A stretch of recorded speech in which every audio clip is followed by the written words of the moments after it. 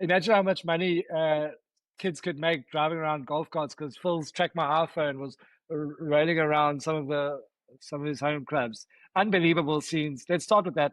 Phil's fall from grace is being insane. It's mega. Yeah, someone was saying the other day, you got that classic like who's gonna hit the tee ball at the Masters, who's the kind of that honorary generation, and it feels like those guys are, heading towards the end, and then below that you do have a bit of a tier of like oaks you love to see that slightly older generation, like whether you like Faldo or not, but then Phil and Tiger should have been that, right? Like there should have been these like stalwarts that you pull out to be the ambassadors of the game that we all grew up and were inspired by for decades, like into their 70s and 80s, and they've just both, for different reasons, blown up their legacy. It's really sad, eh? Like more than anything. Yeah, but I think it's interesting as well when you look at the way that the two guys have been respectively treated. I mean, now obviously, what Phil's done or been accused of allegedly is not acceptable in any way, shape, or form.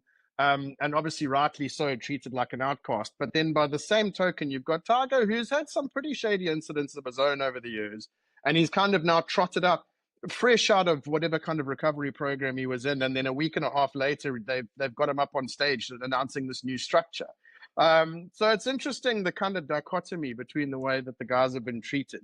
It's yeah, haven't quite figured that one out, but it is very odd.